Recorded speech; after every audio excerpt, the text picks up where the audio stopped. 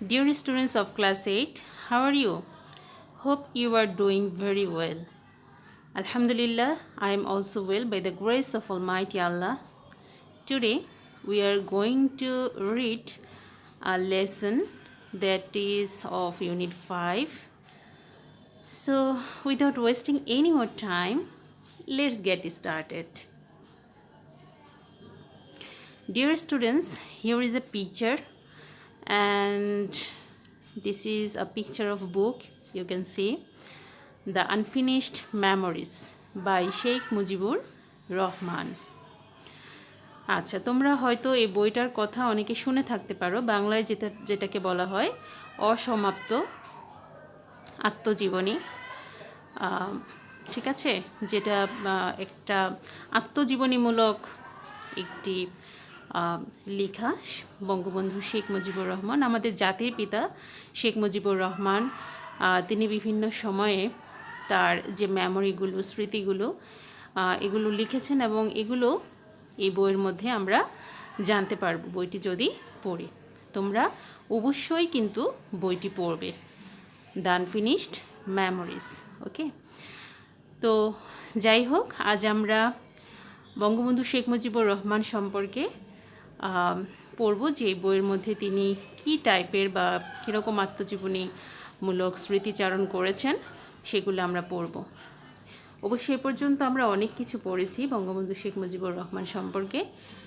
তো মূল প্যাসেজটি পড়ার আগে চলো আমরা কিছু ওয়ার্ড মিনিং পড়ে নেই, যেটা তোমাদের জন্য অত্যন্ত প্রয়োজন যদি প্যাসেজটি ভালো করে বুঝতে চাও, তাই না? আচ্ছা, দেখো এখানে কিছু শব্দার্থ আছে। পলিটিশিয়ান, ঠিক আছে, পলিটিশিয়ান হচ্ছে কি? রাজনীতিবিদ। পলিটিশিয়ান রাজনীতিবিদ। ক্রাউন, মুকুট। অপ্রেসড, অত্যাচারিত বা নির্যাতিত। অপ্রেসড হচ্ছে কি? অত্যাচারিত বা নির্যাতিত। প্যাশনেটলি, আবেগের সাথে, আবেগ সহকারে। শুধু প্যাশন হচ্ছে আবেগ, আর প্যাশনেটলি হচ্ছে আবেগ মিশ্রিত। ঠিক আছে, আবেগ মিশ্রিত প্যাশনেটলি। প্রেশাস, মূল্যবান। আমরা বলি না, টাইম ইজ ভেরি প্রেশাস, মানে সময় খুবই মূল্যবান। আচ্ছা, অটোবায়োগ্রাফি হচ্ছে আত্মজীবনী। আত্মজীবনী। শুধু অটো হচ্ছে আত্ম বা নিজ, আর বায়োগ্রাফি হচ্ছে জীবনী। অটোবায়োগ্রাফি হচ্ছে আত্মজীবনী। ওকে। এক্সার্প্ট হচ্ছে উদ্ধৃতি। ধরো কোনো বই থেকে বা কারো কোনো লেখা থেকে আমি যদি কিছু অংশ কোট করি, কিছু অংশ নেই, তাহলে সেটাকে বলা হবে এক্সার্প্ট। বুঝতে পেরেছ? অ্যাফেকশনেটলি অর্থ স্নেহ ভরে, স্নেহ, মায়া, মমতা সহকারে। স্প্রেড আউট, ছড়ানো। স্প্রেড আউট হচ্ছে ছড়ানো। সাফিসিয়েন্ট, পর্যাপ্ত। ইনাফ, এটার সিনোনিম হতে পারে ইনাফ। ইনস্টিট, পরিবর্তে। বিট্রে, বিশ্বাসঘাতকতা করা, অর্থাৎ কারো কোনো বিশ্বাস ভঙ্গ করা। ঠিক আছে, বিট্রে হচ্ছে বিশ্বাস ভঙ্গ করা বা বিশ্বাসঘাতকতা করা। আর ক্যাম্পেইন হচ্ছে প্রচার অভিযান। ক্যাম্পেইন, যেমন তোমরা দেখে থাকবে যে প্রতি নির্বাচন, সেটা যে কোনো ধরনের নির্বাচন হোক, একেবারে উপজেলা, মানে একেবারে তোমার জাতীয় নির্বাচন থেকে শুরু করে একেবারে যে কোনো ধরনের নির্বাচন, তখন কি হয়, নির্বাচনের আগে বিভিন্ন ধরনের প্রচার কাজে নামে। যারা নির্বাচনে দাঁড়ান তারা প্রচার কাজে নামে, তাই না? এই যে প্রচার কাজ বা প্রচার অভিযান, এটাকে বলা হয় ক্যাম্পেইন। ঠিক আছে? আচ্ছা, তাহলে চলো আমরা মূল প্যাসেজে চলে যাই। মূল প্যাসেজে এখানে কিছু কিওয়ার্ডস আছে, আমরা অলরেডি এগুলো পড়ে ফেলেছি, তারপরও দেখি কিছু নতুন আছে কি না। দেখো তো এখানে কি আছে? মেমোরি মানে কি বলো তো? মেমোরি হচ্ছে স্মৃতি, মেমোরি হচ্ছে স্মৃতি। তারপর হচ্ছে দেখো অপ্রেসড, আমরা এটা পড়ে ফেলেছি, অত্যাচারিত। অটোবায়োগ্রাফি, আত্মজীবনী। আনফোল্ড, ফোল্ড মানে ভাঁজ করা, আনফোল্ড মানে প্রকাশ করা, তুলে ধরা, ঠিক আছে। এক্সার্ট আমরা পড়েছি, উদ্ধৃতি। ইনসিস্ট হচ্ছে জোর করা, পিড়াপিড়ি করা।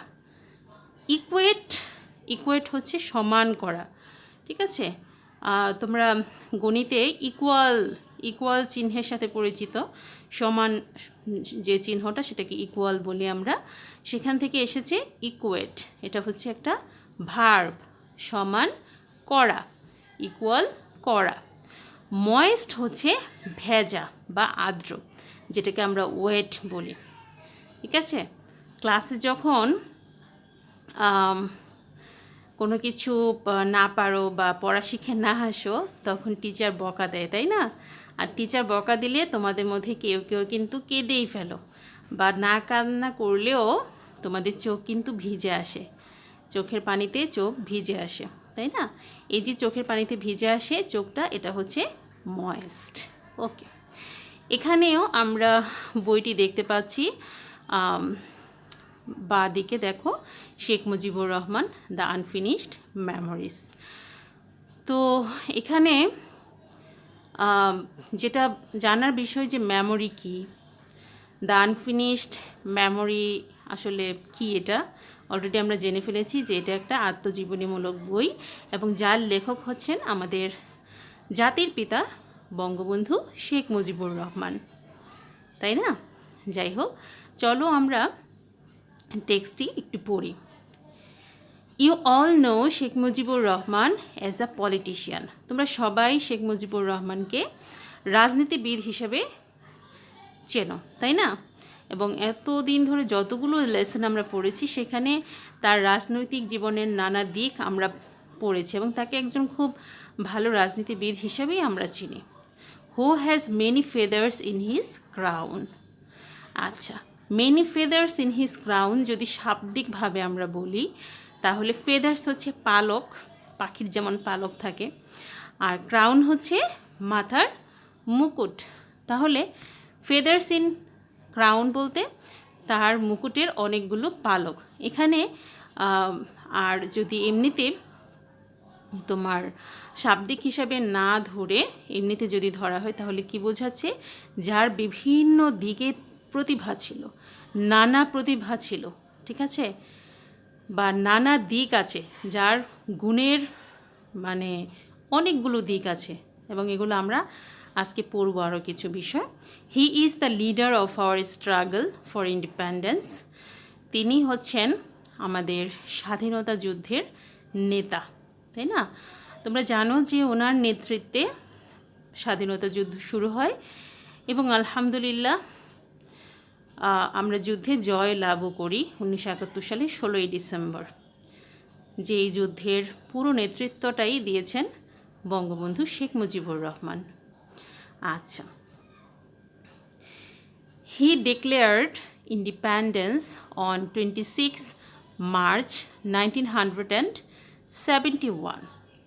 1971 সালে 26শে মার্চ তিনি স্বাধীনতা ঘোষণা করেছিলেন। হি is the founder of Bangladesh. তিনি বাংলাদেশের কি ফাউন্ডার মানে প্রতিষ্ঠাতা, বা আচ্ছা যিনি বাংলাদেশ প্রতিষ্ঠা করেছেন। আচ্ছা, এখানে ফাউন্ডার কেন বললো বলো তো? ফাউন্ডার বলেছে এই জন্য যে তার নেতৃত্বেই প্রথম মানুষ সংঘবদ্ধ হয়ে যুদ্ধে ঝাঁপিয়ে পড়ে, তাই না? 7ই মার্চের ভাষণের কথা সবার মনে আছে না? অনেক ইন্সপায়ারিং একটা ভাষণ ছিল, যে ভাষণ উদ্বুদ্ধ হয়ে জনগণ একেবারে মানসিকভাবে প্রিপেয়ার্ড ছিল যে তারা যে কোনো মূল্যে যুদ্ধ করবে। তারপর 26শে মার্চ যখন ঘোষণা দিয়েই ফেললেন বঙ্গবন্ধু শেখ মুজিবুর রহমান, তখন আর কিন্তু কেউ পিছু ফিরে তাকায়নি। যার যা কিছু ছিল তাই নিয়ে শত্রুর বিরুদ্ধে ঝাঁপিয়ে পড়েছিল, এবং সেই রেশ ধরে, সেই হাত ধরেই কিন্তু আমাদের বর্তমানে স্বাধীন বাংলাদেশ। এজন্য তাকে বলা হয় he is the founder of Bangladesh, ঠিক আছে। He is our father of the nation, তিনি হচ্ছেন আমাদের জাতির পিতা। He is the leader of the oppressed people, তিনি হচ্ছেন নির্যাতিত নিপীড়িত মানুষের নেতা। ঠিক আছে। He was and still is so popular, so dear and so own to every one that people passionately call him Bangabandhu, meaning the friend of Bengal or Bangla. আচ্ছা, এখানে কি বলেছে দেখো, বলেছে যে he was and still so popular, মানে তিনি জনপ্রিয় ছিলেন, অ্যান্ড স্টিল ইজ পপুলার, এবং এখনও তিনি খুবই জনপ্রিয়। সো ডিয়ার, খুবই প্রিয় ব্যক্তিত্ব, and so own to every one, এমনিতে ওন বলতে আমরা কোনো কিছু অধিকারে আছে, নিজের অধিকারে বলতে বুঝে, কিন্তু এখানে ওন বলতে আপন বুঝিয়েছে, যে এখনও তিনি সবার কাছে এতটাই আপন যে people passionately call him Bangabandhu, লোকেরা তাকে আবেগপ্রবণভাবে কি বলে, বঙ্গবন্ধু বলে, যেটার অর্থ হচ্ছে the friend of Bengal or Bangla, যার অর্থ হচ্ছে বাংলার বন্ধু। আচ্ছা, বন্ধু কাকে বলা হয়, যে উপকার করে, তাই না, যে সব সময় সুখে দুঃখে পাশে থেকে সবচাইতে বেস্ট সাপোর্টটা দেয়, তাই না। তো তিনি যেহেতু বাংলার ক্রান্তি লগ্নে এতটা কাছে ছিলেন, আমরা ইতিমধ্যে অনেকগুলো প্যাসেজ পড়েছি এবং তোমরাও সবাই কম বেশি মোটামুটি জানো বঙ্গবন্ধু সম্পর্কে, আর সেজন্যই তাকে কি বলা হয়, ফ্রেন্ড বলা হয়। যাই হোক, but do you know Bangabandhu as a writer? আচ্ছা, তোমরা তো অনেক কিছু এর মধ্যে জেনে ফেলেছো, যে he is the father of our nation, he is the leader of our struggle of independence, তাই না, he is the leader of oppressed people, অনেক কিছু। বাট এটা কি জানো যে তিনি একজন writer? Yes, we have got some precious memories of Bangabandhu written by himself. আমাদের কিছু কি আছে, মূল্যবান কিছু স্মৃতি আছে বঙ্গবন্ধুর, যেটা তিনি নিজে লিখেছেন। হিমসেলফ বলতে তিনি নিজে লিখেছেন। হি রোট দ্যাট, তিনি লিখেন যে, কিসে লিখেন, ইন বাংলা, মানে বাংলায় লেখাটা লিখেছিলেন, হুইচ ইজ অ্যাভেলেবল অ্যাজ অসমাপ্ত আত্মজীবনী, যেটা পাওয়া যায় অসমাপ্ত আত্মজীবনীতে। Written in the style of autobiography, অর্থাৎ আত্মজীবনী যেভাবে লিখে, যে স্টাইলে, সেই স্টাইলে এটা লেখা। বঙ্গবন্ধু আনফোল্ডস সাম unknown aspects of his personal, political and family life in this book. তো বঙ্গবন্ধু কী করেন, আনফোল্ড মানে তুলে ধরেন কিছু অজানা দিক, আর নোন অ্যাসপেক্ট হচ্ছে অজানা দিক, তার ব্যক্তিগত, তার রাজনৈতিক এবং তার পারিবারিক জীবনের বিভিন্ন দিক, অজানা দিকগুলো তিনি এই লেখায় তুলে ধরেন। দ্য ন্যারেশন ক্লিয়ারলি শোজ, এবং এই বর্ণনা থেকে স্পষ্টতই বোঝা যায়, why he has been Bangabandhu, তিনি কেন বঙ্গবন্ধু হয়েছেন, and why he is the best Bengali in 1000 years, এবং তাকে কেন 1000 বছরের সবচেয়ে শ্রেষ্ঠ বাঙালি, 1000 বছরের শ্রেষ্ঠ বাঙালি কেন, এটা পড়লে বোঝা যায়।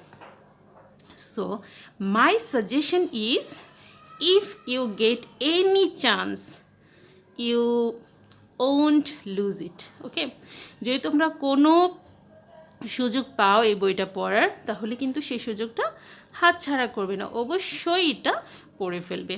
ওকে, তো যাই হোক, আমরা নেক্সটে যাই। The following text is an excerpt taken from the unfinished memories. তো এখানে আমরা নিচে কিছু উদ্ধৃতি দেখব, অর্থাৎ ওই বই থেকে নেওয়া একটা অংশ দেওয়া আছে, an English translation of the book. অর্থাৎ এই যে তিনি বাংলায় লিখেছিলেন, বইটি বাংলায় প্রকাশিত হওয়ার পর এটা আবার ইংলিশে ট্রান্সলেট করা হয়েছে এবং সেখান থেকে কিছু অংশ আমরা এখন পড়ব, ঠিক আছে? আচ্ছা, দেখো, people in the village that I visited would not only offer me refreshments, they would also offer me money and would be offended if I refused to take it. আচ্ছা, এখানে বলছেন যে যেই গ্রামে যে লোকদের সাথে আমি সাক্ষাৎ করতে গিয়েছিলাম আমার প্রচার কাজের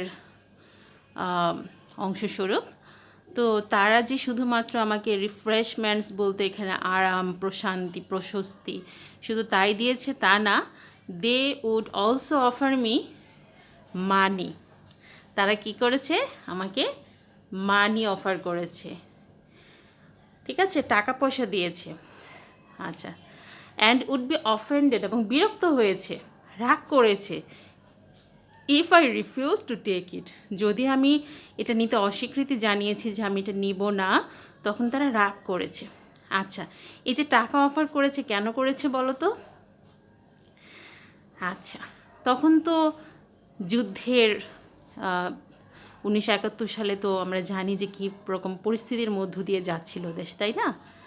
তো সেই মুহূর্তে তিনি যখন প্রচার কাজের জন্য যাচ্ছিলেন, তখন সবাই দেশের মঙ্গলের জন্য, যাতে করে দেশের জন্য কাজ করতে পারে, দেশের কাজে একটু অংশগ্রহণ করতে পারে, সেজন্য যে যেভাবে পারছিল তারা এগিয়ে আসছিল। এবং তারই একটা অংশ হচ্ছে তারা যে যা পারতো, কেউ টাকা দিয়ে সাহায্য করত, কেউ দোয়া করে সাহায্য করত, কেউ সশরীরে বিভিন্ন কাজে অংশগ্রহণ করে সাহায্য করত।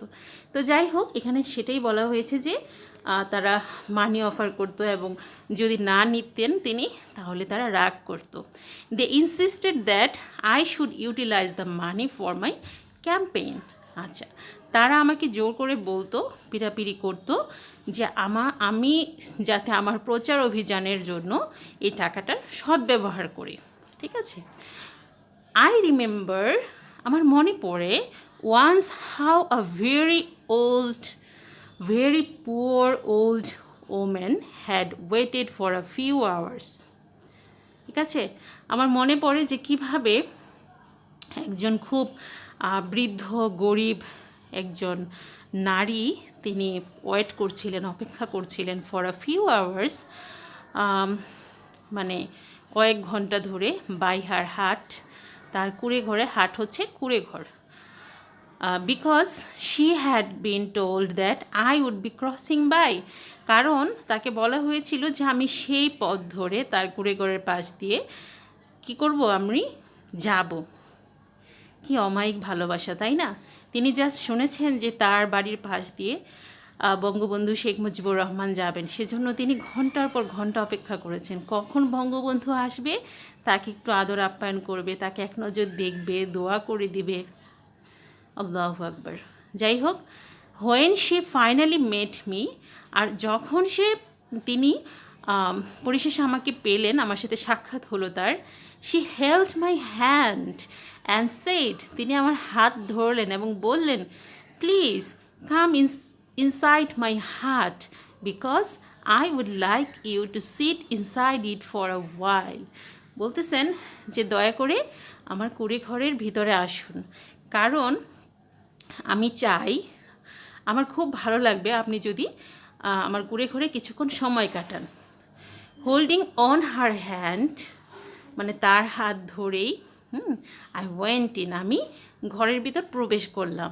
দেয়ার were a lot of people with me, আমার সাথে অনেক লোক ছিলেন, থাকারই কথা, কারণ তিনি একজন অনেক বড় মাপের লিডার ছিলেন, তো তার সাথে অনেক লোক ছিলেন। অ্যান্ড ইয়েট মানে তারপরও, তবুও, she spread out a mat, spread out হচ্ছে বিছিয়ে দিলেন, ছড়িয়ে দিলেন, একটা মাদুর ছড়িয়ে দিলেন ফর অল অফ আস, আমাদের সবার জন্য একটি মাদুর বিছিয়ে দিলেন। And gave me a bowl of milk, paan leaf and some coins. আচ্ছা, এবং আমাকে কি করলেন, এক বোল দুধ দিলেন, পান দিলেন, তোমরা তো সবাই পান চিনো, তাই না? পান দিলেন, আর হচ্ছে কিছু মুদ্রা, মুদ্রা দিলেন, কয়েন যেটাকে আমরা বলি। Handling me this things she said, মানে এই জিনিসগুলো আমার হাতে হস্তান্তর করে তিনি বললেন, my dear son, please drink the milk and have the paan leaf and take the money. প্রিয় পুত্র, দয়া করে এই দুধ খাও এবং এই পানও খাও, আর সাথে এই টাকাটাও নিয়ে যাও। ঠিক আছে? আচ্ছা, খুব ইন্টারেস্টিং কাহিনী, তাই না? লিটল দো ইট ইজ, যদিও এর পরিমাণ খুবই নগণ্য, because that is all I have, কারণ আমার কাছে এটাই আছে, আমার কাছে দেওয়ার মতো আর কিছুই নাই। তোমরা চিন্তা করো, এত দরিদ্র বৃদ্ধ একজন মহিলা যে ঘন্টার পর ঘন্টা নেতার জন্য ওয়েট করেছে, যখন নেতাকে পেয়েছে হাত ধরে টেনে ঘরে নিয়েছে, তাকে বসতে দিয়েছে, তার যা ছিল ঘরে তাই দিয়ে তাদেরকে আদর আপ্যায়ন করার চেষ্টা করছে। কতটা আবেগ মিশ্রিত হলে, মানে কতটা আবেগ থাকলে এটা করতে পারে, এতটা আন্তরিকভাবে তিনি সব কিছু হ্যান্ডেল করছিলেন। টিয়ার্স কেম টু মাই আইস, আমার চোখে পানি এসে পড়ল। I drank milk but returned the coins, আমি দুধ খেলাম, কিন্তু সেই মুদ্রাগুলো যেগুলো তিনি আমাকে দিয়েছিলেন এগুলো ফিরিয়ে দিলাম, অ্যালং উইথ সাম মোর মানি, আর সাথে আরও কিছু টাকা সহ, অর্থাৎ যে কয়েন তিনি দিয়েছিলেন তার সাথে আরও কিছু টাকা যুক্ত করে তাকে আমি ফেরত দিলাম। ঠিক আছে? Saying, your blessings are more than sufficient for me, আপনার দোয়া আমার জন্য এর চাইতে বেশি প্রয়োজন। That can not be equated with money, যেটা টাকার সমমানের কখনো হতে পারে না। And I don't have enough to repay you, এবং আপনাকে পরিশোধ করার মতো আমার আসলে তেমন কিছু নেই, আমার যথেষ্ট পরিমাণে নেই।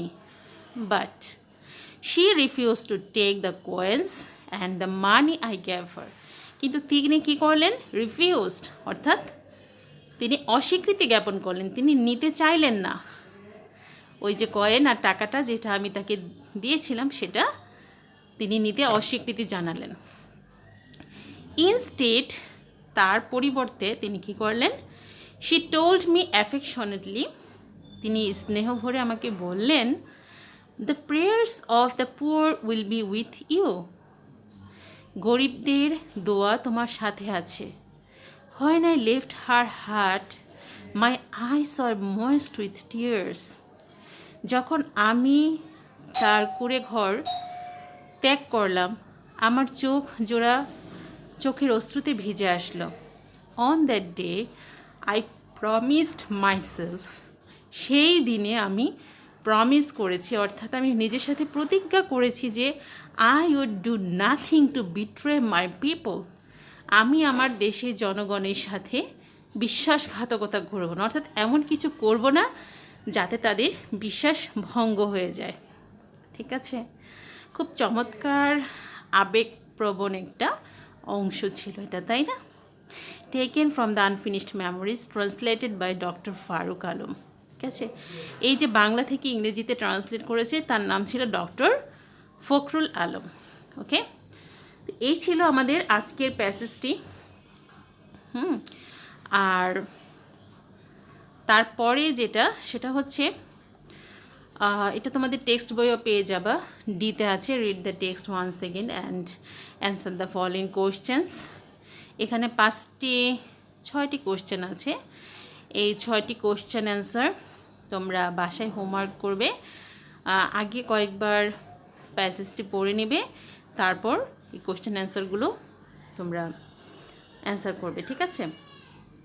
আর তারপরে ডি এর পরে আরও কিছু কাজ আছে তোমাদের। ঠিক আছে? তো সেগুলো করবে। তো যাই হোক,